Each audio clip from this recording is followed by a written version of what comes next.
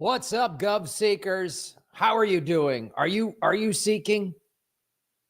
Are you doing so much seeking? Are you see? Oh, I'm hearing myself. All right, we got that fixed. We got that fixed, guys. Come on, we haven't had a tech problem in a while. We needed just a little one just to keep ourselves honest. We have an exciting. It's 180. Welcome on Lee's YouTube, on my YouTube, and on the Rockfin. Like, share, subscribe, follow the other guy if you can. That just helps our algorithm since we get censored a lot. It's good water. I got a lot of Buddhist beads on today. Yeah, everything's feeling nice and tight and crisp. You know what I mean? Blaze Saver Wolf is our moderator. So, enjoy it. And let's do it. Let's get into it. Hello, ladies and gentlemen. Welcome to Government Secrets with the two most censored comedians in America, Lee Camp and Graham Hillwood. Hey, man. What's up, brother? Did you say you got Buddhist boobs on? Because that sounds interesting. Let's hear more about that. I have the boobs of enlightenment going. How is everything? How is everything in Trump's utopia? I bet, it was great. We had 4 years of Biden building back bettering, and now we're making America great again. And it's just, it's so great. All the build back and making it great again. It's really just one great thing after another because we built back better and everything was fine then. And now we're making America great again. It's just positive after positive after positive. Yeah. Yeah. Before that, we had 8 years of hope and change. Obama, you skipped over 4 other years of making America great. But right. That's right. It's just one continuing make America greating. Yeah. That actually is more accurate. Make America grating. It is grating on others. That is so true. To your point, I spoke to a friend of mine who she's Vietnamese and she's like an options trader in Singapore, right? Singapore is a big financial hub. And I'm like, so how's work going? She's like, well, thanks to your president, every day I go to bed and I wake up and we don't know what's going to happen with the markets and everything is just like the tear-ups are crazy. And, I mean, a lot of people lose a lot of money with this kind of instability, but there are like hedge fund managers that get crazy rich off of this kind of shit. Like when shit tanks and then comes back and they're just surfing it, kind of like a hurricane will destroy 1 million lives, but there's a hurricane surfer out there who had a great time, Yeah, or a developer that makes profit from it, stuff like that. You know what I mean? It's similar. Chaos is great for a select few to make a lot of money. There is an opportunity for all of us, not just the ruling elites, but there is an opportunity for all of us to actually benefit from this chaos. And I'm not going to tell you how. So you had everybody on the edge of their seat there. I was waiting for you to say buy gold or something. We're promoted by dude wipes or whatever. There's a chance for everyone to benefit by buying dude wipes today. Yeah. If you guys get dude wipes and use coupon code Buddhist boobs, you get 10% off. No, honestly, it is. I would like gold and Bitcoin. I mean, Bitcoin, again, I'm going on a Bitcoin rant, but Bitcoin is decoupled from the stock market. From reality. No, Lee. It is decoupled from the stock. So when the stock market tanked, Bitcoin went up. Same thing with yesterday. And so But explain to me why. And here's the thing: if anybody who watches my stuff, I'm not anti-Bitcoin. I'm pro-Bitcoin. I say positive things about it often. But just because I don't know the answer, why did it tank when the stock market first tanked? Like when Trump first said, "I'm going to put tariffs on everything," and the stock market went down, Bitcoin went down too. So Bitcoin has been still, and maybe this is the first week it's actually changed, but it is still tied into traditional money and traditional markets. And so when markets started going down, there's going to be people who are going to sell everything, whatever it is, and it's going to bring the price down. And I and many others, I've said this, like if the American economy crashes hard, Bitcoin will go down with it, but it'll come back much quicker. And here's what has happened in the last couple of days, why it is now not tanking since it did Friday. When Trump came out Sunday and said, I'm going to have Jerome Powell waterboarded in Gitmo or whatever he said. I have a special room for him at Mar-a-Lago that I'm going to chain him up in, just zap his nuts with a taser.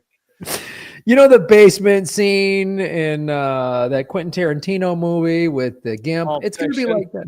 Yeah, Pulp Fiction. So what happened though is as the market started tanking again, institutional money is like pulling its money out of everybody that's selling. Means they're having a lot of large sums of cash and they're looking around going, where do I store my cash? And they're like, well, let's put it into Bitcoin because it's becoming more of a stable asset. And that's why, and so gold and Bitcoin have kind of gone up concurrently while the markets have gone down. And that's why. And then you even have like Bloomberg and CNBC saying, oh, Bitcoin is acting like a stable asset like gold. So, but Dude Wipes has also gone up. Yeah, dude, get the Dude Wipes. Get the Dude Wipes meme coin. You know what I mean? It's really fantastic. I'm waiting for Trump to announce that he's switching the whole U.S. economy to NFTs of him holding his junk or something. And it's like, and he just mandates that everyone has to switch over immediately. I mean, Trump doesn't understand Bitcoin at all. I mean, he thinks it's like his gold shoes, but like he doesn't like in his crazy meme coin. But Cynthia Loomis, the senator from North Dakota who drafted the strategic reserve bill, she understands it. And if the United States starts buying buying a Bitcoin on large chunks of it, then Russia and China are going to have to do it, and every nation state's going to have to do it, and then the price is going to go nuts. I'm rooting on nuts. Yes, I am. Got my whole life wrapped up in those nuts. Yeah, me too, brother. I'm rooting on them nuts. I want to see those nuts get pumping. You know what I'm saying? That's what I want to. I'm all for it. I'm all for pumping nuts. I'm all for pumping nuts. I don't know if we should at some point move on to the genocide of the Native Americans, but we just have to have some dick jokes before we talk about horrifying stuff the United States has done. Absolutely. Yeah, yours should absolutely go first because yours is way more of a bummer than mine. Mine is just a good old-fashioned CIA blowing something up and lying about it. A good old-fashioned one. A good old-timey. I continue to be amazed.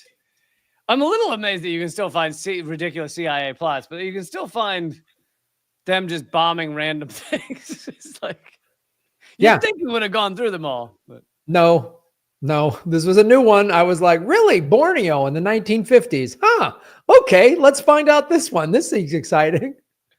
By the way, everyone, click thumbs up, click subscribe. And if you listen to the podcast, rate the podcast because that makes a difference. Yes, it does. It helps us out. So let's now hear Lee Camp's segment number 1. This should be fun. Lee Camp, who's got a flowered cowboy shirt? What are you wearing? I don't know, but I like it. It looks kind of cowboy, but it's got some flowers on it. Yeah. It's like the hipster thing. You just take something, you stick a flower or a bird on it. Yeah, you take like an old thing from a part of the country that or something that's kitschy, and then you put flowers on it or something. Right. Put a flower or a bird on it. Yeah, especially if it looks kind of military.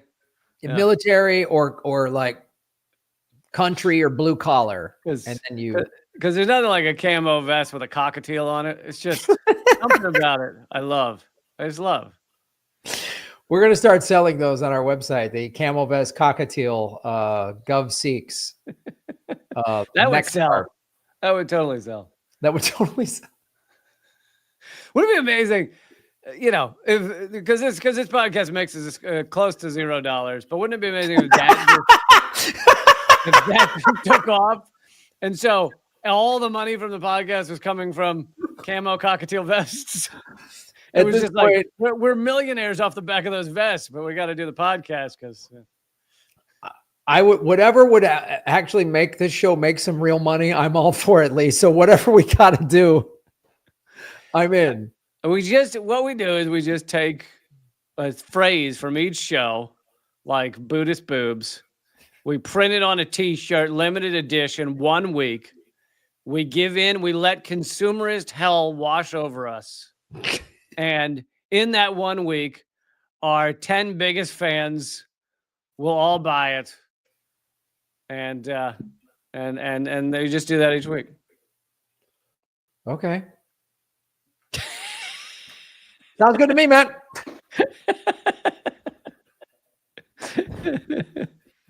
All right. Glad I got your approval on that. Thought there might be some pushback, but no pushback whatsoever. All I heard was big dollars. You know what I mean? So I'm in. Whatever we got to do.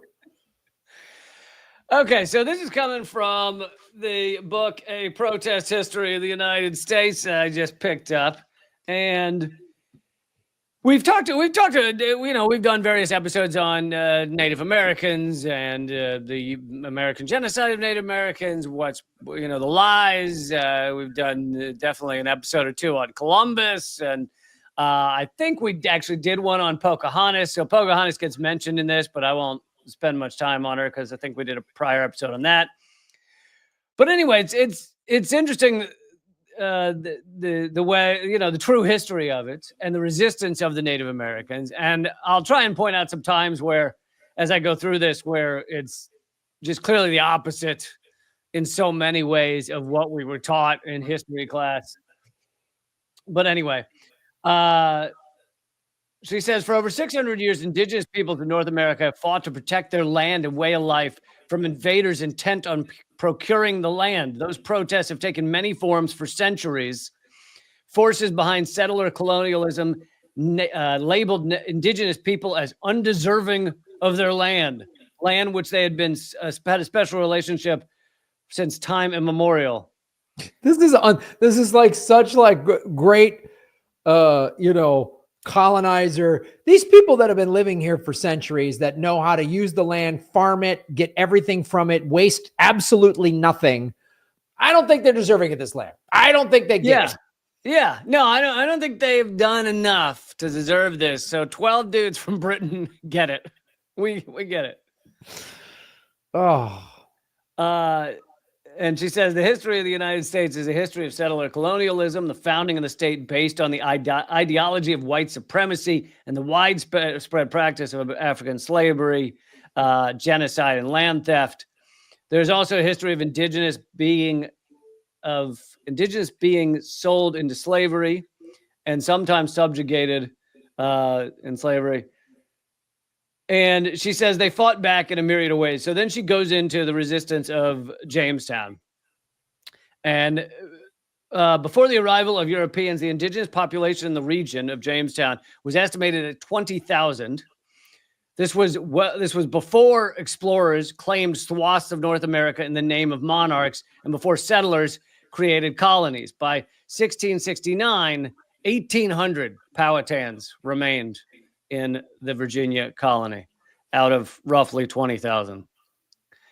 1606, King James grants a charter to English investors to establish a profit-generating company in North America. See, so it's not just white supremacy and settler colonialism. It's capitalism too.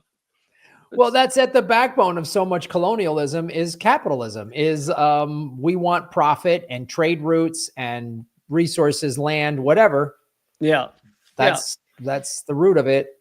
So if it weren't the plan to profit off of the Americas, there'd still be exploration, but would it have gone in this way? Probably not. No, it might have just been like actual exploration, like, hey, we're here to learn from you, or like show us your land, and is it cool if we set up a little thing over here? And there's no reason to explore without stealing the shit. Let's be honest here. No, you're correct. Every time I've ever like gone to a new country and I'm like, I just want to go bum around town, I always steal. I just shoplift from all of the places because it's my right. I know when you were in Hawaii, you'd go on those hikes and you'd steal those monkeys. I remember that. Well, when we did a show in Stockholm, I robbed the shit out of that town. I just stole hand over fist. I was like, these Swedes don't deserve this. And then I stole it. Just buckets of licorice. Just backpacks full of licorice. That's all it was. Licorice and then smelt shoes or whatever, fish-based something.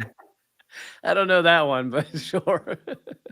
Yeah, they're really into salty licorice over there. Wow, that sounds exciting.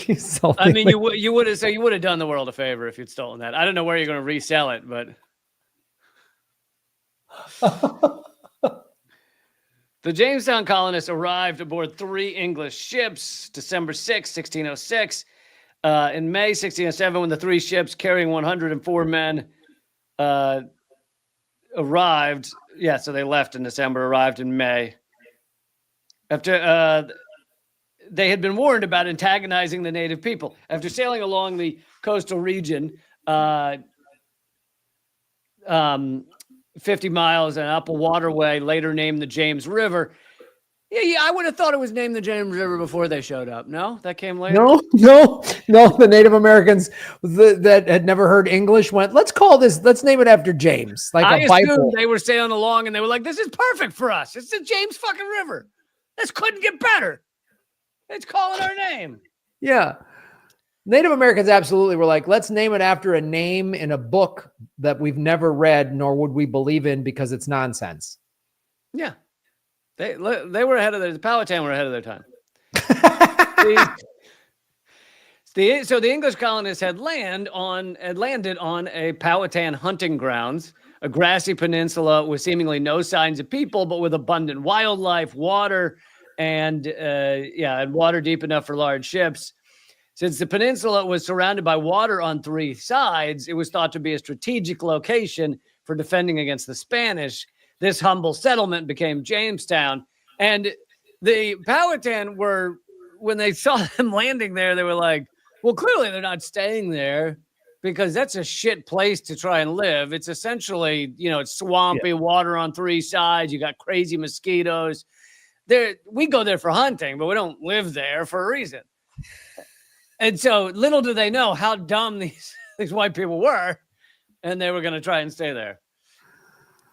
Yeah, like they come in and colonize like the dumbest places, like a flood plain, like all of this, like, why isn't anybody building thing here? Like, because they know it floods. And yeah, they were in like Fort Lauderdale or something. They're just the worst places.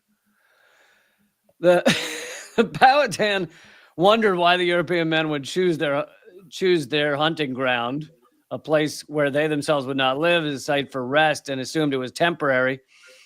The colonists were more than explorers of the land, and they had been given an edict to survive, thrive, and colonize. They were basically a parasite or a virus or something. They were a virus. They were the tapeworm of society. Like you first see that little spot on your skin, and you're like, that's a little itchy, but that's not a big deal. That's them. And later you die. A few weeks later. Yeah, and then it crawls out of your anus. You've had some rough foreign trips, haven't you, Graham?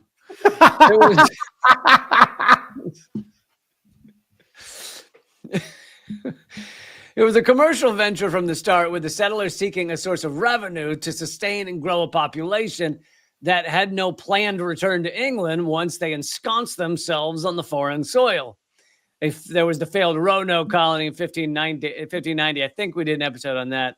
The Powhatans, under the impression that the colonial travelers were merely passing through and needed temporary assistance, found themselves giving aid and helping them and giving them assistance and comfort to the Europeans, who secretly intended on appropriation and conquest. You'll notice How evil is that? You come to a new land, you don't know what you're doing.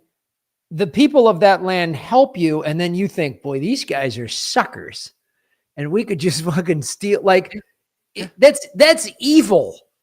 And this is an ongoing theme. We covered it in the Truth About Columbus. You know, he shows up and he goes, these people are so trusting. They're easy to kill and enslave. This is perfect. Like, to have that be your thought. That's, yeah. It says a little bit about your character.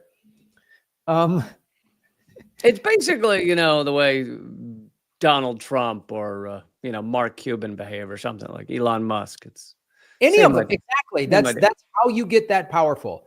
I always say, like, can you be work hard, be honest, be an honest business person and create a business that makes like in the millions of dollars? Absolutely. Like you can, yes, you can do that. To become a billionaire, most billionaires, you have to do something just sociopathic and evil to just get that much power. Unless you like create, like J.K. Rowling just wrote a bunch of books that got crazy popular. Okay, great. Or something like that. But, yeah, there's a rare example, but it's really the exception that proves the rule. And and let's be honest, even those rare examples are the poorest of the billionaires. Like, of course. They have like $1 billion as opposed to 100. Right. Yeah. They're worth 1.3 billion. But to become worth 50, 100, 200 billion, you have to just have that mentality of, well, I'm taking this. I don't care who suffers, and the tears of the people that I'm butchering to get this, I will somehow bottle and sell. Yeah, it's the difference between discovering a forest and going, this is a magical place, and discovering a forest and going, wow, you can cut these trees down and I'll make a lot of money. You can tell the difference in about 3 seconds. Yeah, just stand someone in front of a beautiful forest or a beach or something and go, what do you see here?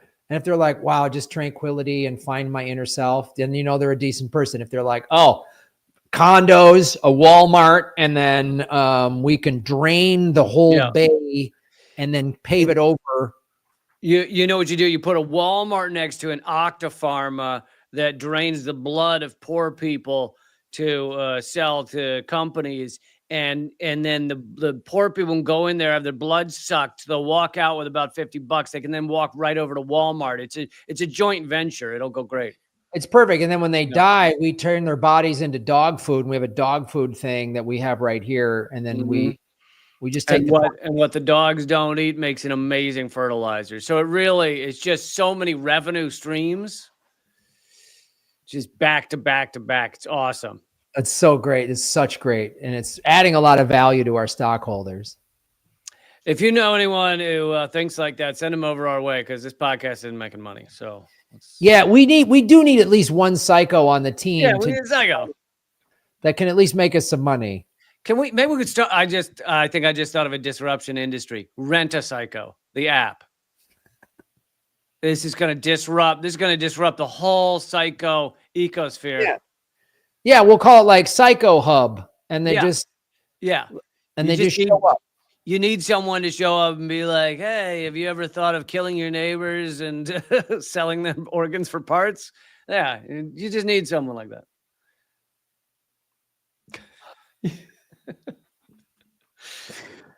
A lot of solid business ideas on today's episode. Today's show is really, I don't know. We're just thinking. We're just thinkers today. We're just thinking. We're just out of the box thinkers. We're just big. We're big idea guys. That's who we are. Why are you getting so offended at brainstorming? We're just brainstorming. It's not. Why are you crying? Why are you crying? What would the dry erase board in our office just have all these awful things, just like vampire, virgin blood, fucking human sacrifice for cash? To the indigenous people of the Powhatan villages, they say he was known as, I'm going to mispronounce it, Wahun Sinakak, and as we know him as Chief Powhatan. When he interacted with the English, he did so with the lives of 150 villages on his shoulders. Violent resistance to English incursions would come only after diplomacy failed. So basically, they started out by aiding them, helping them. And then once they realized they weren't leaving, they moved on to diplomacy to try and come up with a solution where they wouldn't eat all the animals in their hunting grounds, etc. All of that fails because the English have nothing in mind beyond like, we want to exploit all of this to as far as possible. There is no we'll live inside this little encampment and we won't bother anything else. That doesn't exist. They were intent on depleting precious resources without explanation, apology, or plan for departure. I mean, why do they need to explain when the Lord has sent them? Okay, you got the Lord behind you. There is no explanation required. The Lord said, goeth and genocideth as thou willeth. And that's what we're doing. I believe that was Paul 10:10. I don't know the book. So. I think it was Jimmy 6'5".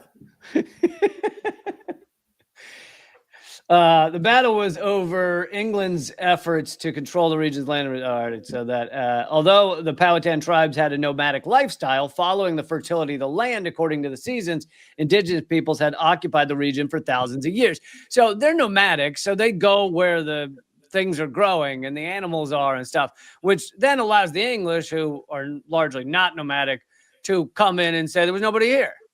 And it's like, yeah, but it's still the land where we go hunting. And no, you weren't here. It's ours now. The Powhatan people. Go ahead. No, I'm just laughing. It's just like the balls of these guys is unbelievable. Yeah. And then we get to the term that I heard a lot in my history lessons. I don't know about you. Was they were bringing civilization to the Native Americans. They were making them civilized. Yeah, because the Native Americans weren't just murdering people for land and profit. So they needed to they were just being all uncivilized, living off the land, making sure everybody's taken care of.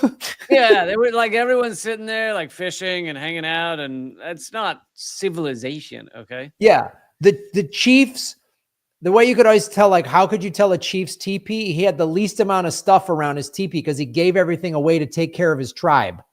Yeah, that's not civilized. We need a guy that hoards everything and makes sure people are starving just so he can have, a teepee with a helipad on it.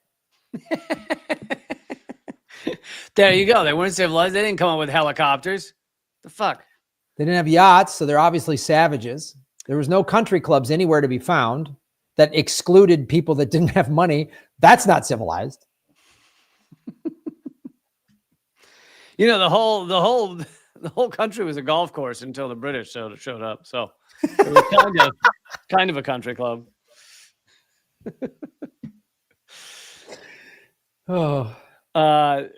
The Powhatan people had governmental structures, systems advanced enough to include female leaders, as did the Iroquois, as well as a thriving economy, educational system, and religious beliefs.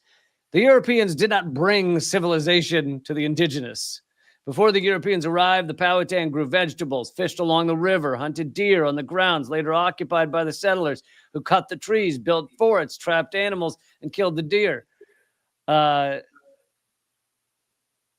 Let's see. So Chief Powhatan initially viewed their intrusion with curiosity, not knowing that the English had selected the area because it was open and unoccupied.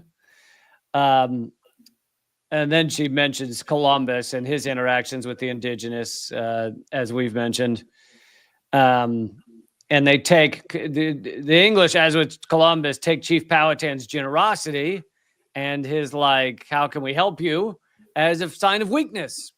He's not strong because he just walked up and offered to help. War did not break out immediately. However, the European men remained. Over 2 years, more foreign men and then foreign women arrived, and a larger compound was built. They overhunted the area's animals, which threatened to deplete the primary food source. Chief Powhatan's efforts at diplomacy had failed, and having seen the Europeans' avarice, he realized the invaders meant only harm to him and his people. He told them, "Your coming is not for trade, but to invade my people and possess my country. I know the difference of peace and war." That was a quote. He was correct. The European invasion precipitated the Anglo-Powhatan War, which began in 1609, didn't end until 1614.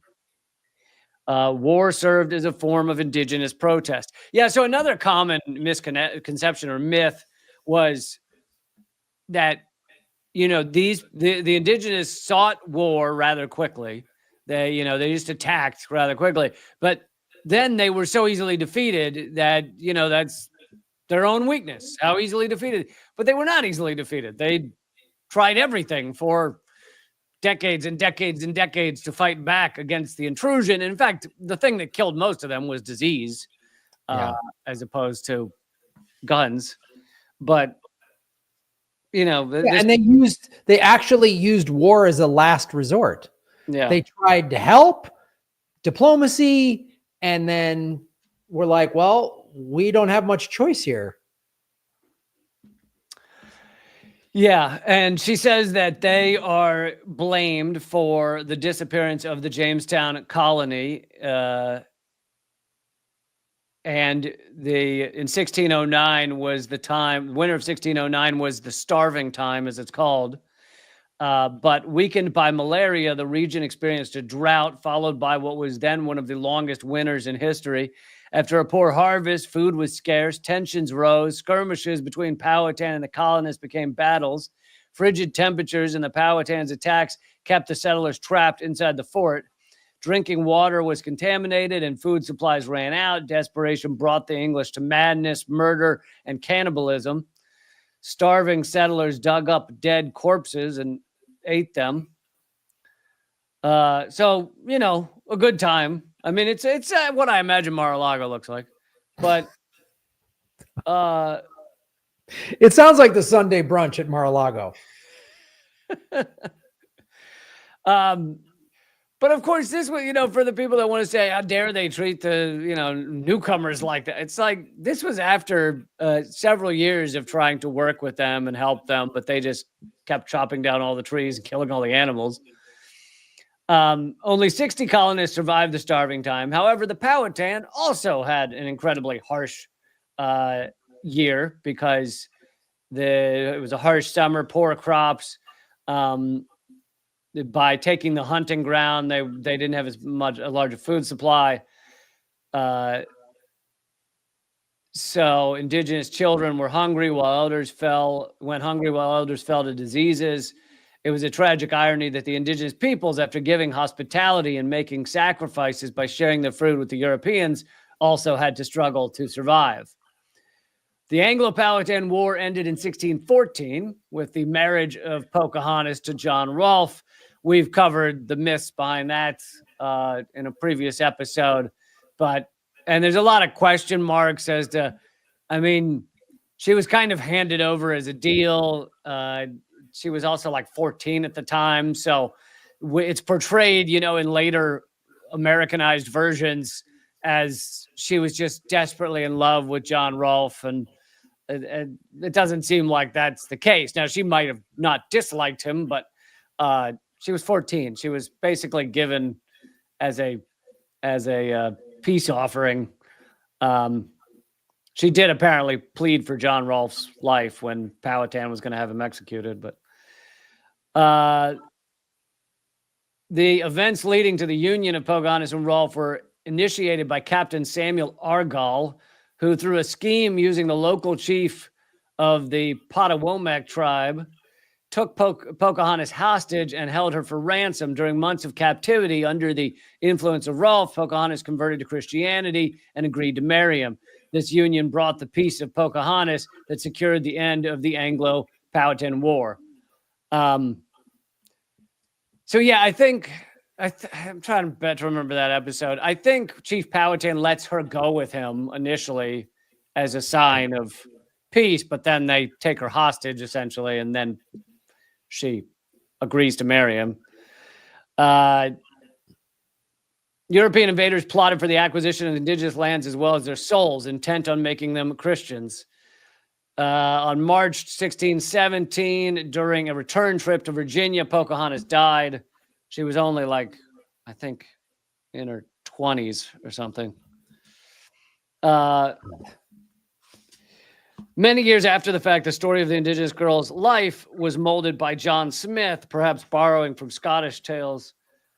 Unlike Chief Powhatan, the following chief, who I'll mispronounce, Opa Chankanow, maybe, was not a peacemaker with long patience, but was charismatic and a dynamic leader, and he was willing to use war as a threat more readily.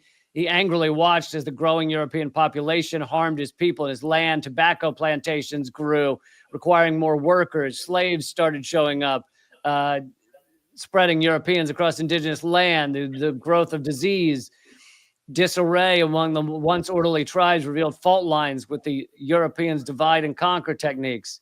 The chief could see that only by waging war could they end the continuing invasion of the land.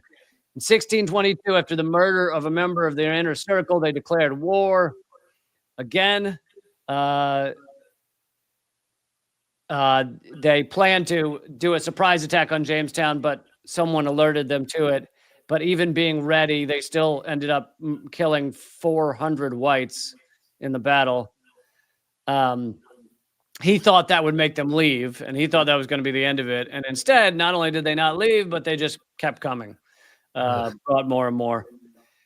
And here's the last thing. This focus on the conflicts between Chief Powhatan and the English is not meant to diminish other tribes or European incursions, nor were these Virginia battles the first or the bloodiest. But given the early foundational importance of the Powhatan and the English of the Virginia colony, this moment in history remains symbolic of colonial oppression and continued indigenous resistance during that early time.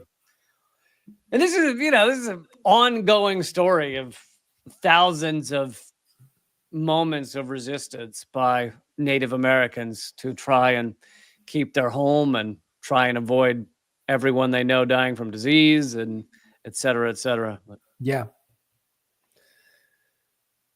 And then the Brits later apologized and gave the land back. They apologized. They gave all the land back. And, that was really good to see. That was like 2-3 years ago.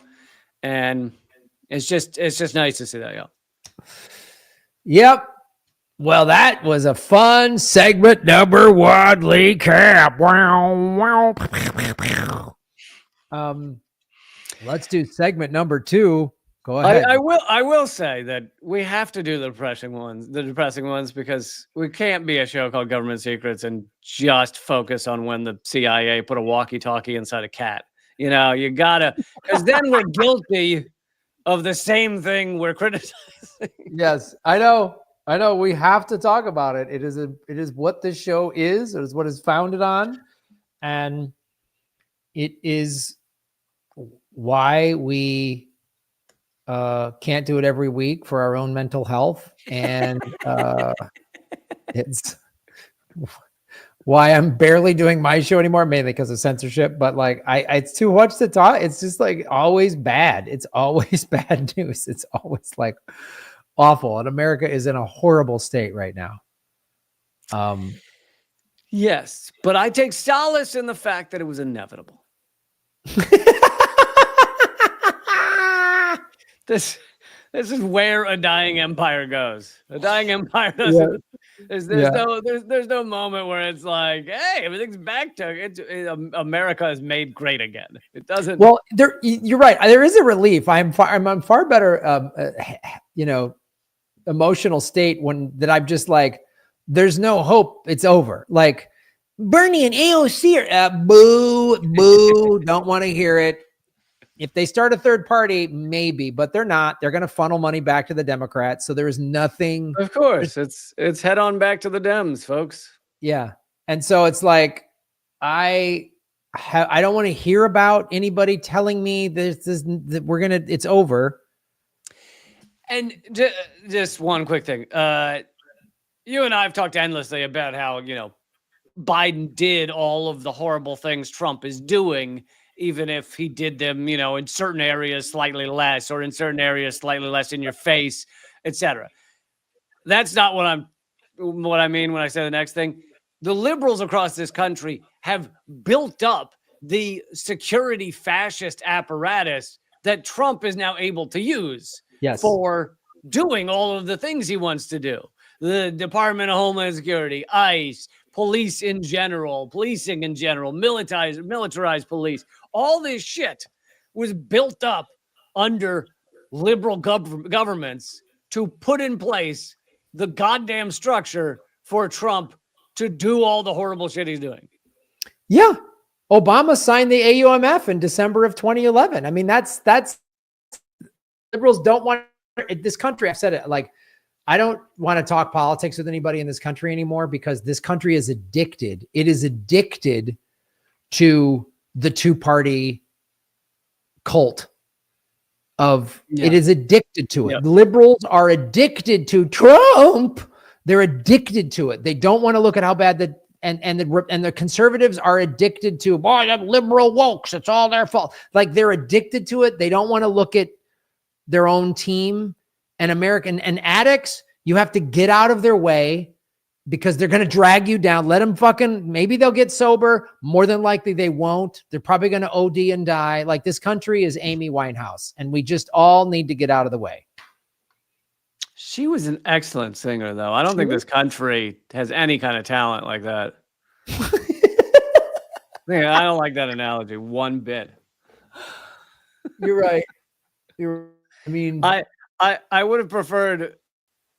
Oh, you're froze on me. I would have preferred this country as Bam Margera or something, and you just got to get out of the way and let it happen. The only talent is like Lady Gaga can sing, but she's clearly like into the devil or whatever, because every concert she does is all this like red and horns and satanic nonsense. Like, I don't. That's your issue with Lady Gaga. The devil costumes.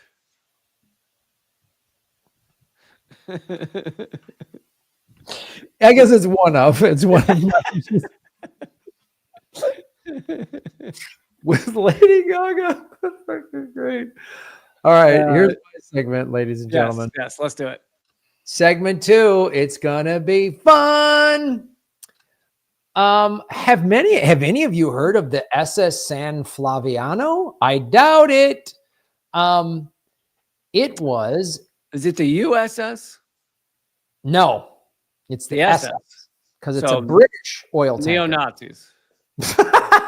No, not neo-Nazis, actual Nazis. No, before the Nazis, just SS was the name of any ship. Okay. So, yeah, everything isn't Nazis, Lee. When you talk, I just hear Nazis. Sorry. So the SS Eichmann was blah blah blah blah Nazis. That's what I heard. I went surfing, blah blah Nazis, Nazis smoothie, Nazis blah blah surfing, Nazis blah blah. The SS San Flaviano was a British oil tanker owned by Eagle Oil and Shipping Company, a British subsidiary of the Royal Dutch Shell Company, which back then Shell was part of a British multinational company headquartered in London, England, which is still there today. She was built in England in 1956. And so before we get into what happened in 1958,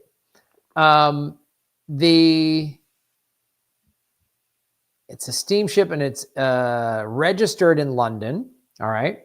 So on April 28th, 1958, the San Flavio was in Balikpapan Harbor, which is in the East Kalimantan province of Borneo, which is in Southeast Asia, when a Douglas B-26 Invader bomber aircraft, painted black and with no markings, bombed and sank it. What year was it? 1958. The Flaviano had nearly finished discharging a cargo of crude oil, leaving her tanks full of highly flammable gas. The aircraft hit the San Flaviano with one or more 500-pound bombs and hit her on her starboard side. Fire. Epstein was on board or something.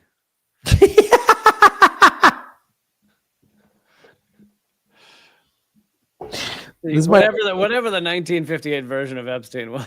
Yeah. Some guy, Epstein's predecessor. Yeah. And it destroyed all the lifeboats and making them inaccessible. Some officers and crew got on lifeboats within 4 minutes, successfully evacuating everyone, including a passenger, the chief officer's wife. The San Flaviano sank near the entrance of the Balikpapan harbor. In response, the Royal Dutch Shell suspended its tanker service to Balikpapan and evacuated shore-based wives and families to Singapore. Most of the San Flaviano's complement were also evacuated to Singapore, traveling on 2 oil tankers and another Royal Dutch ship. The first 26 from the San Flaviano that day left that same day on the Dariana, which had a narrow escape in the same air raid. So it was bombing not just one. They weren't just trying to get one ship. They're trying to get several. Another 24 from the San Flaviano followed a few days later. In June 1958, both the Indonesian and UK governments claimed that the aircraft had been flown by Indonesian rebels. And Indonesian rebels have these kind of planes? Yeah, Indonesian rebels. And again, Indonesian rebels had access to a B-26 Invader bomber aircraft that was painted black with no markings. I feel like that might be true if it was built out of like sticks and twine and like some old duct tape, maybe some wires they tied together, then maybe. Yeah. How did rebels get, like, at that time, top of the line, state of the art bomber aircraft made by Boeing for the United States? Yeah. Please do tell. Yeah. Did they just leave it out in the parking lot with the keys and the ignition? Is that what happened? Well, this is before eBay, so I got to believe there was a yard sale, maybe, No one looked over what was offered at the yard sale. I'd buy that. When you drive like in small towns in the country and they'll just have a truck on the driveway with a for sale sign on it, and you just can drive up there and go, "Hey, can I buy your truck?" I think they probably just did that with the B-26. The B-26, yeah, like the CIA needed to get some scratch together. Well, Langley will do that. Langley has a lot of yard sales. They'll just put them out on the front lawn. It's true. You can get napalm for real cheap. Oh yeah. And when they have their yard sales, there's napalm, there's fake documents, there's great stuff. I got last time I went by there, I got a bucket of napalm, a suitcase full of cluster bombs, and a wagon for my kid. Oh dude, I got ski boots and poles that have barely been used, and the music they use for MK Ultra. So it was really great. Nice. Yeah. Like on vinyl or? Yeah. It's old school vinyl. So it's like still scratchy, and you start listening to it, and you immediately just, it's great. Awesome. Yeah. So I played it for a buddy of mine and gave him the skis, and then made him go kill people on the slopes. He doesn't remember. It's awesome. It was great. Beautiful. That's great. Beautiful. I love skiing. That's some real entrepreneurial spirit. That's the old elbow grease of MK Ultra. So again, they Indonesian and UK governments they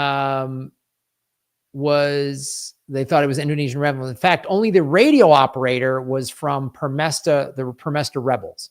The B-26, its 500-pound bombs, and its pilot, former United States Air Force officer William H. Beale, were sent by the CIA as part of the U.S. covert support for the rebellion. the CIA pilots had orders to target commercial shipping to drive foreign merchant ships away from Indonesian waters, thereby weakening the Indonesian economy and destabilizing the Indonesian government of President Sukarno. CIA was blowing up ships just to weaken their economy. It's crazy. Right. And like, we're not even getting into like the negative environmental impact of blowing up oil tankers. Oh my God. Environmental impact of everything they do is absolutely not considered. So they're just trying to weaken this government by blowing up oil tankers and then saying the rebels did it. Where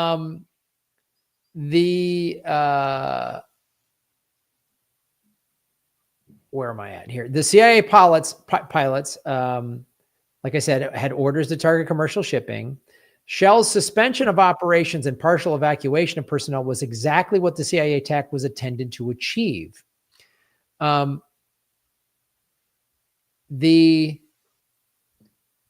UK Prime Minister Harold Macmillan and Foreign Secretary Selwyn Lloyd had supported US policy to aid Permesta. On May 6, 1958, more than a week after the CIA sank the San Flaviano, Lloyd secretly told U.S. Secretary of State John Foster Dulles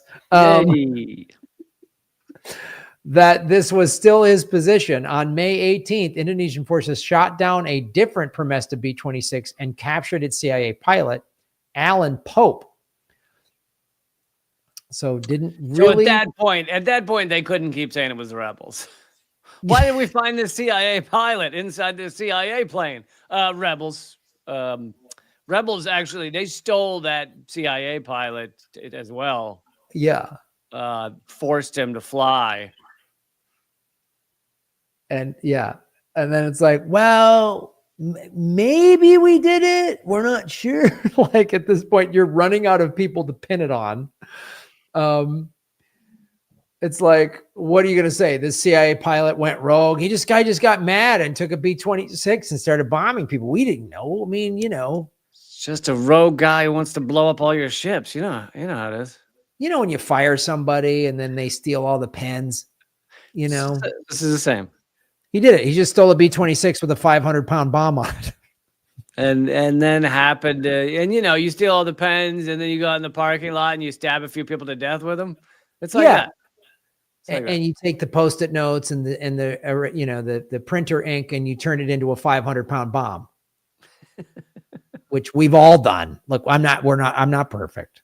But nevertheless, in June of 1958, both Indonesia and the UK publicly claimed that the aircraft had been flown by Indonesian rebels. Concealing the CIA's involvement, which both governments were well aware. Does it say how long later they admitted it? No. This got released.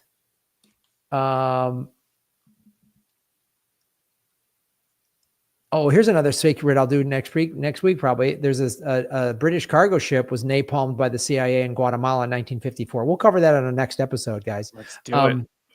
But yeah, no, it doesn't say when this information got released. But they bombed a ship and tried to blame it on the rebels and the goal, and then they lied about it. And the Indonesian and UK governments were like, yep. So here's what's even better about this is the UK is not going to even protect its own citizens like a private company that has oil tankers. The UK is like, yeah, you can bomb our oil tankers. Indonesia's like, you can bomb in our waters and kill our people and destroy our land. We're all going to go along with it. It's kind of like the USS Liberty that was bombed by Israel and they killed 34 American sailors.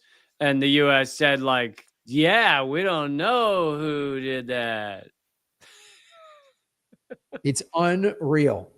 What everyone just capitulates to the US's and the CIA's insane tactics. So that is the CIA bombing the SS Flaviano. Woo! We did it, CIA.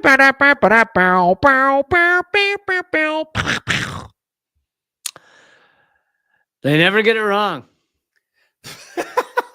Not the once. We live in such a positive reality now, thanks to all the beautiful things they did before we were here. Yeah. Yep. They never get it wrong. And then I think this is even worse because a lot of times CIA does stuff. We've done stories where the CIA does stuff and then the country goes, what the hell? And the CIA just backpedals and comes up with a bunch of lies. But in this case, everybody played along and went, yeah, cool. You can bomb our tankers and destroy our port and whatever else. We're good with that. Sounds good. Yeah. Thank you, Yeah. CIA. Yeah, usually that's Israel most of the time. Israel does some crazy shit and we're just like, sure, why not? Hey, Those, they defend themselves like those Bernie. crazy kids. Oh, Always acting up. it's always Hamas's fault. Well, is it? Feels like no. All right, we are going to do an extra segment over at patreon.com/government secrets. Lee Camp, what do you got going on? Where can people find you, watch you, do everything? Unredacted Tonight is just a couple of months old. I hope everybody checks it out. LeeCamp.com/unredacted tonight. No, LeeCamp.com/unredacted. Sorry, we'll take you to the playlist. You can also just Google it on YouTube or whatever. But there is no episode. Yeah, there's no episode this week because we're taking 1 week off. So, but if you haven't seen the first 9, you can go watch all of those and we'll have another episode next week. And I hope people will subscribe and check it out. Awesome. Folks, I have shows coming up. I'm doing a fundraiser for a sober living house, May 18th. That's on, I'm doing a show in Cancun this next weekend. And also I'm doing shows at fundraiser at the sober living house. Sounds like a lame party. I don't know. Yeah. You can have fun being sober. You really need to learn. I hope they at least let people like snort whipped cream cans or something. You know, some whippets or something. Is that? I don't think you're really well versed in what sobriety is, but we can have a longer conversation about that later if you'd like. I'm actually trying to help show people how stupid it is. Like, I can't get through a fundraiser without a whippet, man. But you're doing that loser sobriety stuff. Yeah, there's a meeting for you. You could.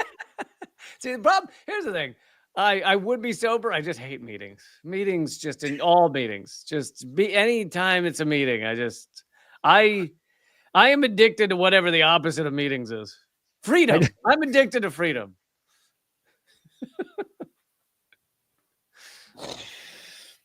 Spoken like a true addict. Anyway, I have other shows coming up.